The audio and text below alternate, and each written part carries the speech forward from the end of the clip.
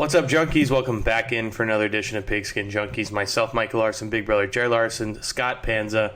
It's Wild Card Weekend. It's the best weekend of NFL football, in my opinion. Whoa. What? Someone else said that to me today, and I think you're freaking crazy. Next weekend is best weekend in NFL football. I just love this Wild is just Card the Weekend. appetizer. Oh, This is the teaser? appetizer. All right. Well, I'll tell you, last year, this weekend was the best weekend, but it had very little to do with the actual games. Yeah, but where we were watching. I don't know. I just like the Wild Card game because I think sometimes you get that hot team that can come in and really make a run that, might have been terrible at the start of the season, squeezes into the 6th seed, but they're a hot team and nobody wants to play them. So You can see some enjoy big those. numbers next week. Baltimore will probably be double-digit favorites.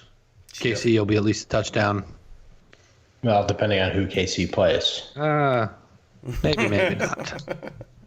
Hey, Hey. if the Pats are getting more I can tell you who Scott will be betting on if the Pats are if the plus Pats are 7. getting a touchdown, I mean, it's an insult. Brady and Belichick's record against Andy Reid in the playoffs cannot be overlooked. Andy Reid's But- playoff record cannot be overlooked, I feel like, just in general. That too. So, Jared, Scott and I talked about this on the recap pod, and we'll ask you the same question. It's been finalized now that the Cowboys, it's not Garrett, it's not you, it's me. They're just agreeing to disagree and go separate ways. Is that going to count? Do you count that as a firing, or do you count that as just you fulfilled your contract and we're just deciding to not extend you? I think it's tomato. Like, you get your chance. I think it, quite honestly, I respect that they ran out the contract. They gave him time to right the ship in the term of the agreement. And if he didn't, then you're not going to be retained. That's, I think pretty simple and straightforward. And I would actually commend the Cowboys, which I don't normally do, for having the patience to see it through. And it's become evident that he's not the guy. I happened to know it 4 years ago, but it took Jerry a little bit longer to figure that out. So I don't, the Joe Moorhead thing with Mississippi State today, they said there's a change in leadership. Like, that's bullshit. That's a firing. But this thing, I mean, I don't know. He had, a 5-year deal? Coach for 5 years? Goes for 9 years. 10. Well, I know, but this particular deal I got you. was 5 years. I think. Maybe 4. It might have been 5 and 4 or 4 and 5. I don't know. But, yeah, I think, hey, see it out. It's not working. I can't believe he's Coach been the head for your coach for job, that man. long. It's criminal. I can't believe Doug Marrone kept his job. I mean, some things just don't make sense. But, yeah, Your boy Patricia shouldn't have kept his job either. Nah, they fired everyone else on the staff. I mean, they're back to formula. But You want to know who I must say I was floored to see retained up the road here with the Dirty Birds? Our friend, 6-2 back half of the season, Dan Quinn.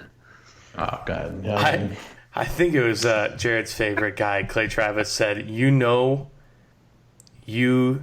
sucked at your job this year when they have to tweet out, like, yeah, he's coming back and his contract is for like another Dan Quinn retained. Yeah, Dan Quinn retained, and the GM too, like, hey, I know everyone thought for sure these guys were fired, but they're back. It's okay. But guess what? Yeah, we're Another year of back. mediocrity. Texas apparently Yeah, so- is the reverse Auburn, by the way. They can only win bowl games. Yeah, we sure as hell can't win bowl games. No. Woof. We won't get into that. Jared and I'll just That was a start very sadsies drive back home after that game.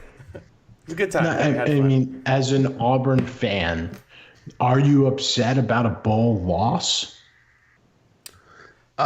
Yes. Assuming it's not a big bowl. I mean, what is it, the Outback Well, Bowl? and Scott, that's the thing, is against ranked opponents in bowl games, Gus Malzahn is 0-5. Our 2 wins are the Birmingham Bowl and the Music City Bowl against like Memphis and Purdue. Yeah, nobody's.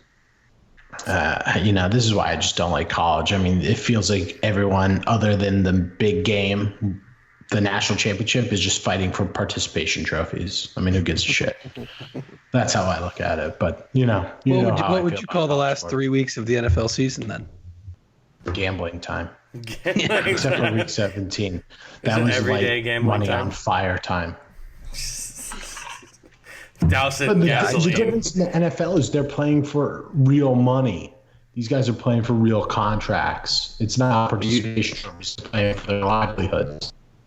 You need to start watching the SEC then, Scott, because they play for money too.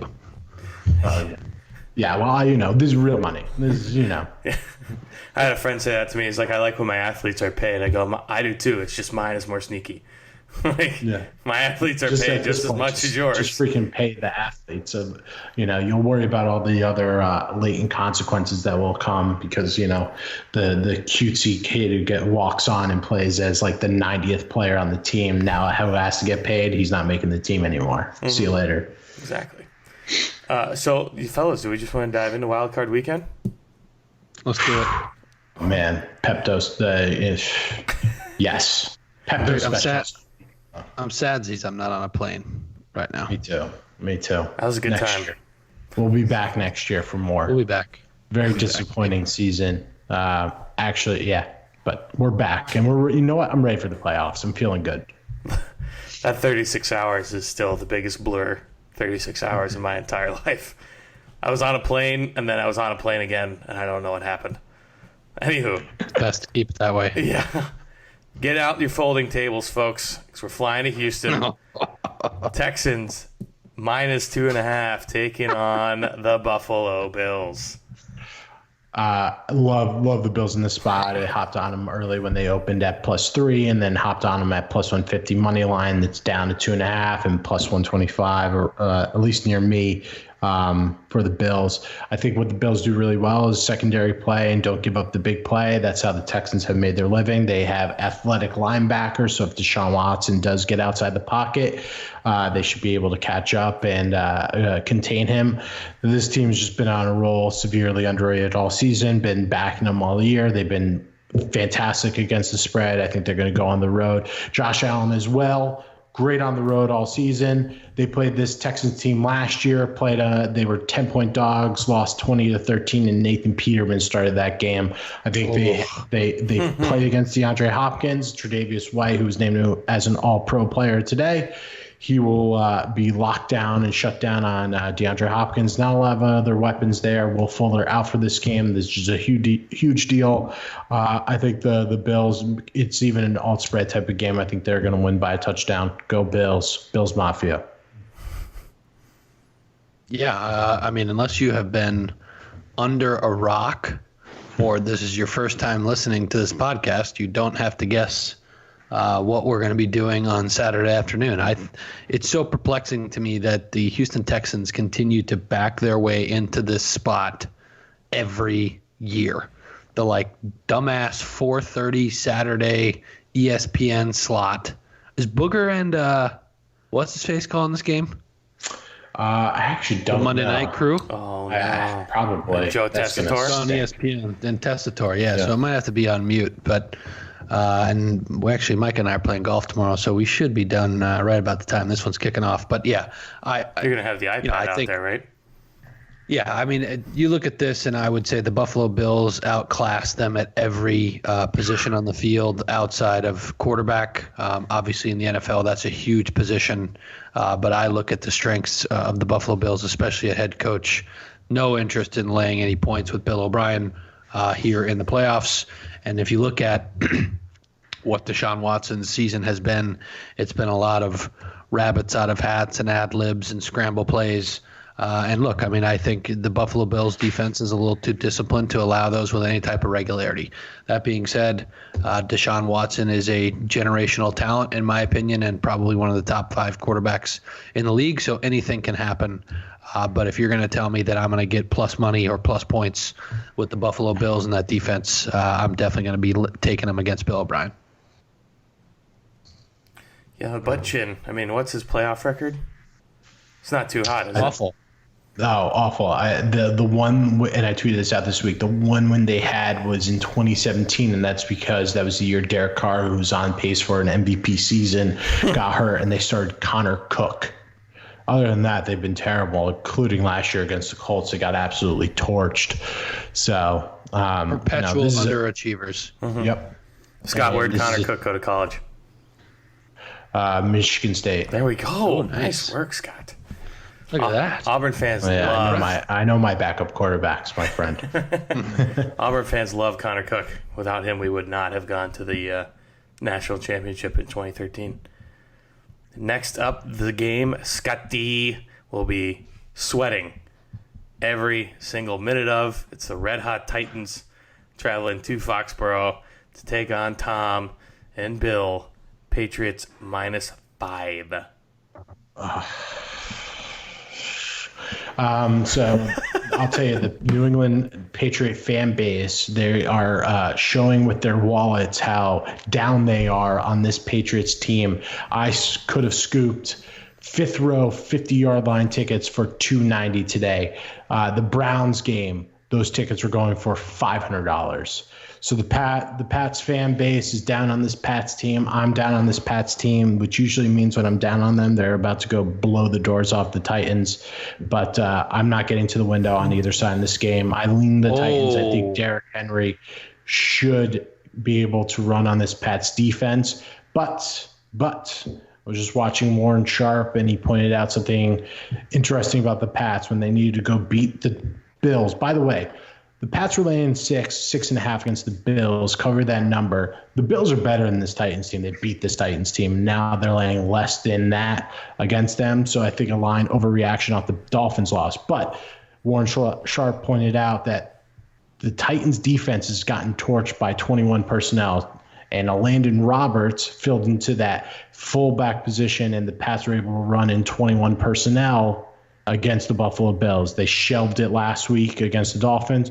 So if you see a Landon Roberts out there, he's going to be able to pave the way for this run, for this Pats run team and Sony Michel to get the ball down the field. Can't rely on Tom Brady right now and their receivers because he doesn't have a lot of trust, and Edelman's banged up. So I'm not touching this game. I'd be on the Titans if I was getting more than a field goal. I think this is going to be, Pats haven't been able to put anyone away this season. What you'll hear a lot is Tannehill's record in Foxborough. I think you can throw that out the window because that was under Adam Gase. Adam Gase never traveled well as a head coach. I don't think you can look at those stats, and I think the people that are quoting those stats are doing a disservice to people that follow them. I think Tannehill is going to be able to move the ball on this Pats team. But A.J. Brown is going to be locked down by Stephon Gilmore, who just got beat last week by Devontae Parker, and he's a rookie against one of the best corners in the game. A lot of uncertainty in this game for me. I'm staying away. I'd be on the Titans if gun to the head, but I'm not touching it. And, historically when I felt this way, the Pats have blown the doors off. So take with that for what you will. Yeah, I generally would agree with Scott saying I think this is probably going to be a slight overreaction off of the Dolphins' loss. As I said before, I was on the Dolphins last week. Too many points. Certainly, I don't want to break my arm patting myself in the back. I did not have any money line. I did not anticipate them actually winning the game outright. But the sequencing and Fitzmagic, just unbelievable that he continues to sling it. And they just brought back, who did they just sign as OC? Like Chan Gailey or something like that? Gailey. What the hell? They should just keep doing whatever they were doing this past year because offense was not the problem. So I generally agree that it's going to be overreaction off of the Dolphins loss. I look at what happened with the Charger game last year where everyone was hot to trot on the Chargers and the Pats won by 1 million. That game was never in question or in contest. I would generally agree with Scott that typically when you get to the bottom or when everyone gets off the Patriots bandwagon is precisely when they, plow somebody's face off. But I also think that bottom, I think people have been off the wagon here for a couple weeks now and they haven't really had that result. I will say what I've been saying for the last 6 or 7 weeks. This team cannot move the ball. Mike Vrabel is a pupil of Bill Belichick. I think he will know precisely where to attack, and I really don't see a whole lot of points coming from this Patriots offense. So, you have to lay 5.5.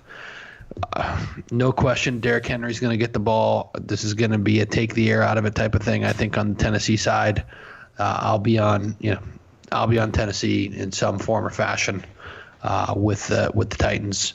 Again, the Patriots have to prove to me that they can move the ball on a defense of any consequence before I lay a significant amount of points at them.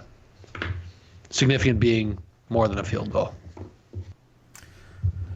Next on the docket, the game that scares me half to death, and that is Vikings traveling to New Orleans to play the Saints Sunday at 1:05. Seeing some 7.5s. Scott saying he sees 8. I like to think of 7.5 because I feel better. 8 is a little deflating to the spirits. I mean, I think you have to feel good if, as a Vikings fan, that the spread is moving in your favor, and all the public's going to be on the Saints. I know sharp people are saying that the Vikings is the side here. Another game that I think I'm going to have to be square public. 2 corners out for the Vikings. Drew Brees and this Saints offense has been humming along for weeks now. Ivan Kamara just getting right. And it's going to be a big spot for Janoris Jenkins to step into the Eli Apple role because he's going to be out in this game now. Having said all that, Stephon Diggs has absolutely torched the Saints in previous meetings. You have a fresh Dalvin Cook coming to play. It wouldn't surprise me if the Vikings cover this number. Gun to the head, I'm going to take the Saints. This is another game that I'm probably going to fade away and not have too much exposure on. I'll probably have teases with the Titans teased up to 18 and taking the over in this one as you're seeing some action on the over. So don't love the spot. I think it's a lot of points against a Vikings team and a Zimmer-led team that has covered a lot of numbers in his career as coach there for the Vikings. Going to the head, I'm taking the Saints, though. Yeah, Micah, you'll have to give your synopsis here, but I have watched way too many Minnesota Vikings playoff games in my life to expect them to come away victorious in the Superdome this coming weekend. I actually really like the Saints in a tease here down to 1.5 or 2 through 7 through 3. And you compare that up with the Bills up through 3 and up through 7 to plus 8.5. So I will be there on both those games with the Saints.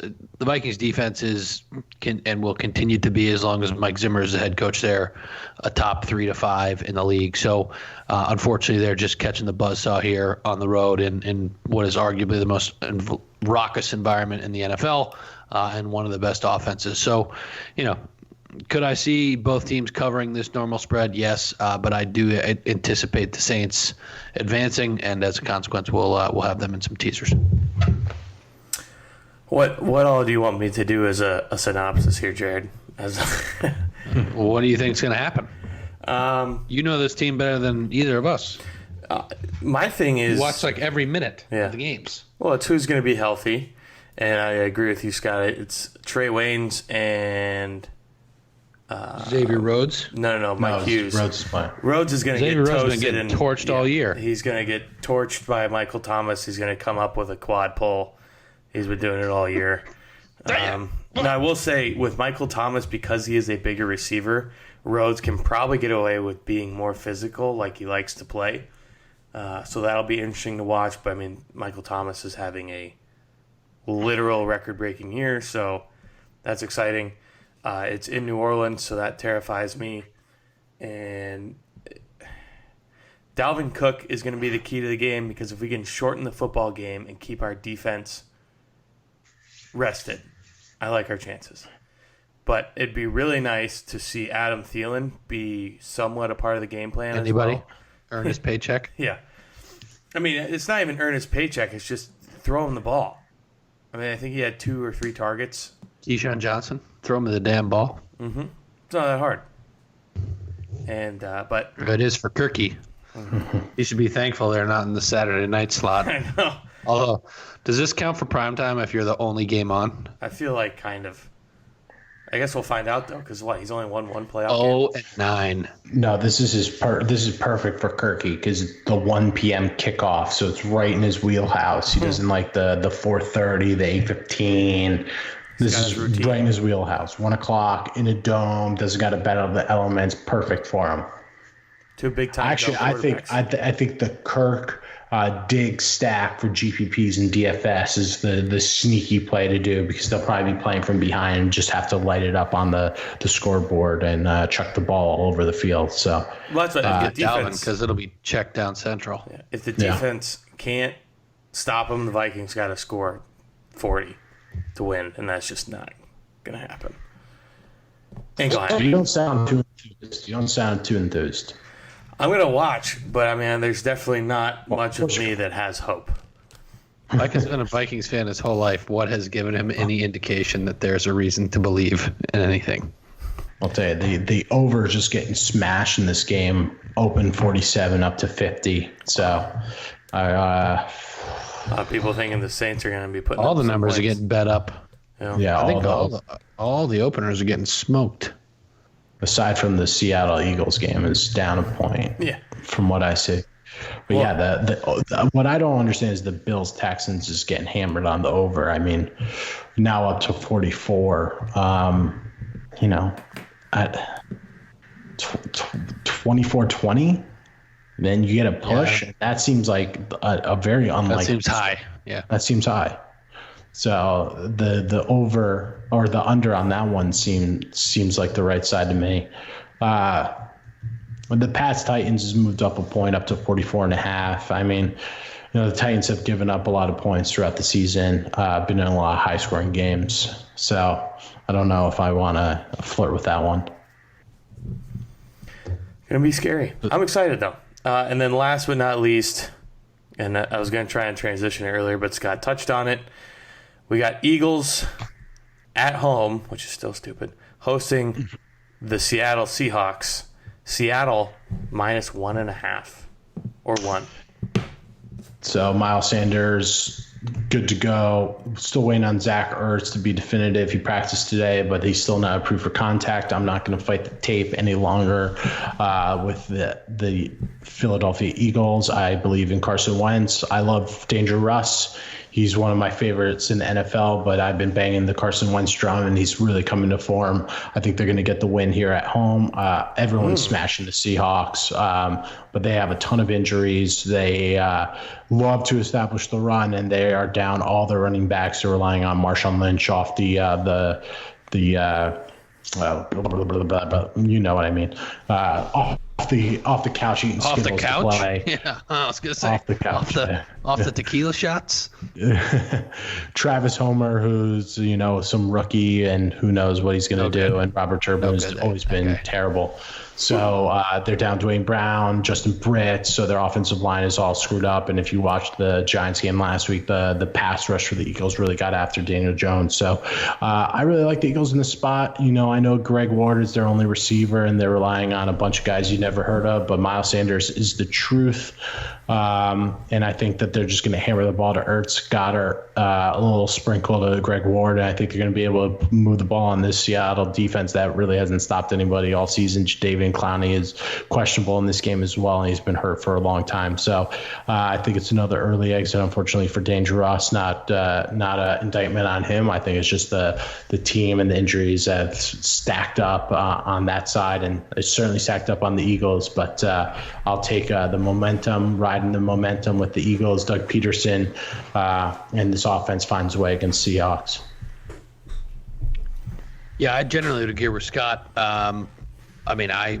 We watched this game last year against the Cowboys in the same spot, the same team, and the same coach against the same division on the road, and the play calling was putrid from the Seahawks.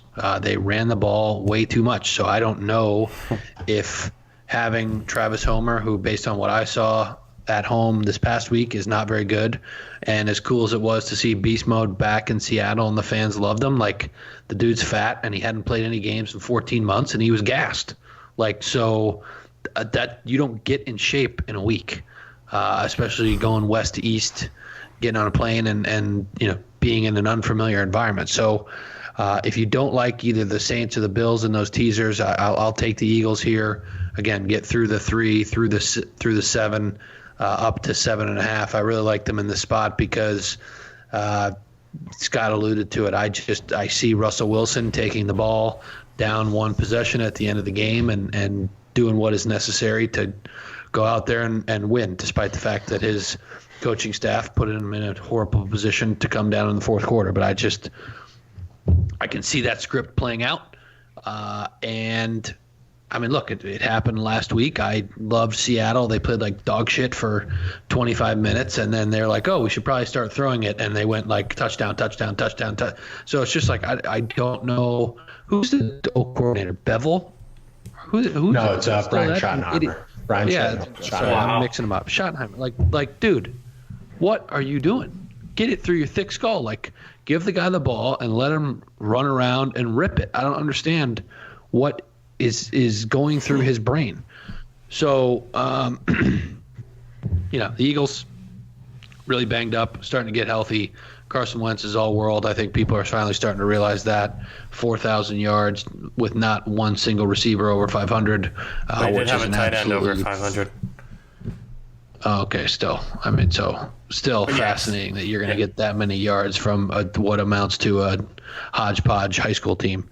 So yeah, in terms of the side, I probably won't play it. I would lean Eagles, but I'll be taking the Eagles in some teasers.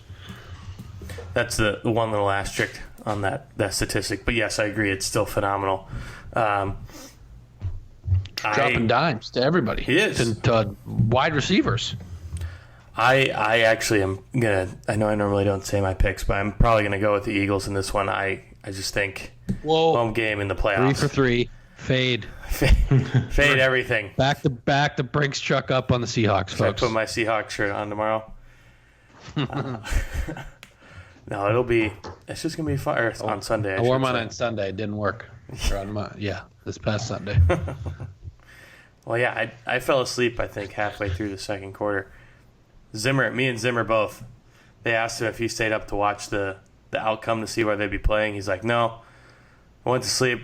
He pulled a Scott. He woke up at 2, looked at the final, went back to bed. I saw that. Yeah. Man after my heart. I appreciate that. It's going to be exciting. I just think each game is an exciting matchup. Lots to see on what's. I had a debate in the office today. Rank the games this weekend, and everyone picked the game I was surprised that they picked. But how would you guys rank these 4 games this weekend? Ooh, Jared, I'll let you go first. I would say, but we're partial. Bills Texans 1. I would say Pats Titans 2, Eagles Seahawks 3, Vikings Saints 4. Everyone in my office said Vikings Seahawks Saints Vikings was the game of the weekend. Now it's like the 8-point spread game. That's the most see game that everyone wants to tune into. That's the media game because everyone, Minneapolis Miracle, oh my God, like they think the rematch on that's going to be this amazing thing. When truthfully, if I'm being totally honest, Viking fans were still extremely butthurt about the 2009 NFC Championship game. So oh my God, get over it. No, they're not going to. That's the thing, Scott. It's not going to happen until we go to New Orleans and take care of business there. That's the only way things are going to change. Brett Favre not playing quarterback. The gunslinger got us there, but the gunslinger lost it. That's for sure. Had 15 yards to run a freaking football and then send Ryan Longwell out there to kick it and go to the Super Bowl. But no, it's fine. I hate myself. They had that. They had Atlanta in 98. Yeah, you and I were talking about that the other day. If you couldn't win it in 98, you're never going to win it. Yeah, if you're not going to win in 98, you're not going to win. They are who we thought they were. Kenny Green. Yeah. Hey, Randy, just run, and I'll throw it out there. Yeah. And you'll catch it. We'll be all right. Yeah. They just crushed everybody. Truthfully, for me, I'm most excited, I think, for Eagles Seahawks because I feel like for us, our conversation all year has been, okay, Seahawks traveling, what's going to happen? there, because I know Jared's been fading Seahawks on the road, but all over them at home. Correct, Jared? No, other way around. Other way around? I flipped the script? Yeah. Okay. Yep. So Except for last week. And everyone's been pissing and moaning all over media. Well, it's so stupid that an NFL team has a worse record than someone and they have to travel to them. So I like those games because I just love watching people eat crow on social media. Old Takes Exposed is one of my favorite accounts because they just put people on blast. And then for me, I'm excited to watch Titans Patriots.